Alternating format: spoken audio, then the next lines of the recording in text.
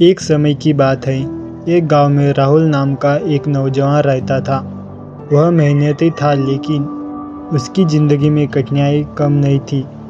उसने कई बार व्यापार में किस्मत आजमाई, नौकरी करने की कोशिश की, लेकिन हर बार उसे असफलता ही मिली। धीरे धीरे उसने हार मान ली और उसे लगने लगा कि शायद उसके भाग्य में सफलता लिखी ही नहीं।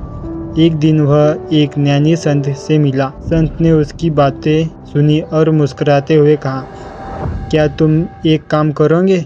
राहुल ने सहमति में सिर हिलाया। संत ने उसे एक छोटी सी टॉर्च दी और कहा, रात के समय इस टॉर्च को लेकर जंगल में जाओ और मार्ग ढूंढो। राहुल को यह थोड़ी अजीब लगा, लेकिन उसने संत की बात मान ली।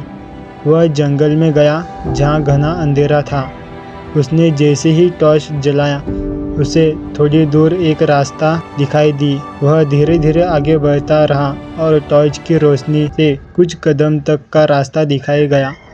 धीरे धीरे वह आगे बढ़ता गया और आखिर उस जंगल से बाहर निकल आया। अगले दिन वह संत के पास पहुंचा और उन्हें अपनी यात्रा के बारे में बताया। संत ने मुस्कुराते हुए कहा, राहुल, यह जंगल तुम्हारी जिंदगी की तरह ही था। जब समस्याएं सामने आती है तो हमें अपनी पूरी जीवन का रास्ता एक साथ नहीं दिखता, लेकिन यदि हम थोड़ी थोड़ी रोशनी के सहारे आगे बढ़ते जाएं, तो एक दिन अपने लक्ष्य तक पहुंच ही जाते हैं। राहुल को जीवन का सबसे बड़ा सबक मिल चुका था। उसने फिर से कोशिश करना शुरू कर दिया।